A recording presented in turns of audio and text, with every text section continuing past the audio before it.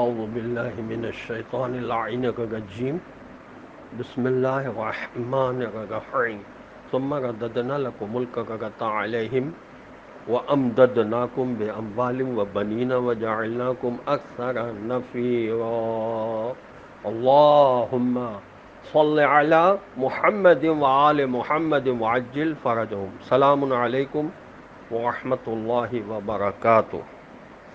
اللہ تبارک و تعالیٰ کا شکر ہے کہ میں نے سورہ اسرا جو قرآن مجید کا 17 نمبر کا سورہ ہے اس کی آیت نمبر 6 کی تلاوت کا شرف حاصل کیا، جس کا ترجمہ یہ ہے کہ پھر دوسری بار ہم نے تمہیں ان پر غالب کر دیا اور اموال اور اولاد سے تمہاری مدد کی اور تمہاری تعداد بڑھا دی. ممکن ہے اس آیت کا اشارہ بابل سے رہائی کے بعد کے واقعات کی طرف ہو.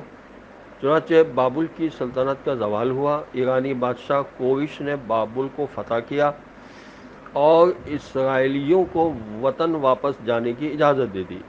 اس بات کی بھی اجازت مل گئی کہ ہیکل سلیمانی کی دوبارہ تعمیر کی جائے. اس کے بعد حضرت عزیز علیہ السلام نے یہودی مذہب کی تجدید کی اور توریت سمیت دیگر مقدس کتب کو اثر نو مرتب کیا. اس طرح تقریباً 531 قبل مسیح سے 445 قبل مسیح تک کے عرصے میں بیت المقدس پھر سے آباد ہوا اور یہودیت کو پھلنے پھولنے کا موقع میسر آیا. اب میں شفاعت کے سلسلے میں جو آخرت میں ہوگی سورہ زمر کی آیت پیش کر رہا ہوں، قل اللہ الشفاعۃ جمیعا. سورہ زمر کی آیت 44 میں اللہ تبارک و تعالیٰ ارشاد فرما رہا ہے اپنے رسول سے کہ کہہ دیجئے کہ تمام سفارش اللہ ہی کی ملکیت ہے. یہاں مزید آیات کے لیے آپ سورہ انعام کی آیت 51 اور 70 اور سورہ سجدہ کی آیت 4 بھی ملاحظہ کر سکتے ہیں. تفسیر المیزان میں اللہ تعالیٰ کے مندرجہ بالا قول قل اللہ الشفاعۃ جمیعا کی تفسیر میں علامہ محمد حسین طباطبائی فرماتے ہیں کہ یہ جملہ اپنے سے پہلے جملے قل اولو کانوا لا یملکون شیئا ولا یعقلون، اے رسول آپ صلی اللہ علیہ وسلم کہہ دیں کہ اگرچہ وہ لوگ نہ تو کچھ اختیار رکھتے ہوں اور نہ کچھ سمجھتے بوجھتے ہوں پھر بھی آپ انہیں سفارشی بناؤ گے کی وضاحت اور تاکید ہے.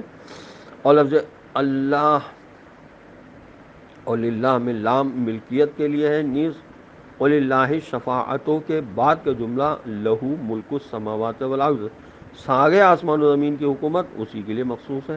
اپنے سے پہلے جملے کی علت گویا مندرجہ بالا آیت کا ترجمہ یوں ہوگا کہ آپ صلی اللہ علیہ وسلم کہہ دیجئے کہ تمام شفاعت بس خدا ہی کی ملکیت ہے، اسے کہ سارے آسمان و زمین کی حکومت اسی کے لیے مخصوص ہے کیونکہ وہ ہر چیز کا مالک ہے. البتہ یہ اور بات ہے کہ وہ ان میں سے کسی چیز کے لیے کسی کو اجازت دے دے اور اس طرح اسے اس کی ملکیت عطا فرما دے. نیز یہ جو اس نے اپنے بعض بندوں یعنی ملائکہ کو شفاعت کا مستقل اختیار دیا ہے تو اس کا بھی یہی مطلب ہے کہ شفاعت ملکیت تو اسی ذات بابرکات کی ہے، البتہ اس نے ہی ان فرشتوں کو اس کا مالک بنایا ہوا ہے، جیسا کہ سورہ یونس کی 30ویں آیت میں فرمایا ما من شفیع الا من بعد اذنہ، یعنی کوئی کسی کا شفاعت کرنے والا نہیں بن سکتا مگر اس کی اجازت سے.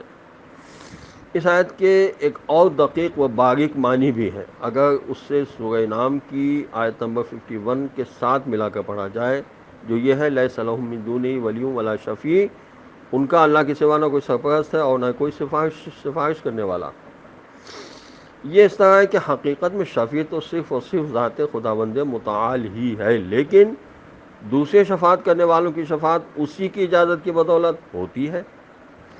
اسی کتاب کی پہلی جلد میں شفاعت کی بحث میں گزر چکا ہے کہ شفاعت اللہ تعالیٰ کی بعض صفات کے توسط سے عمل میں آتی ہے جو اس کے اور شفاعت کیے جانے والے افراد کے درمیان واسطہ بنتی ہیں، جیسے رحمت و مغفرت جیسی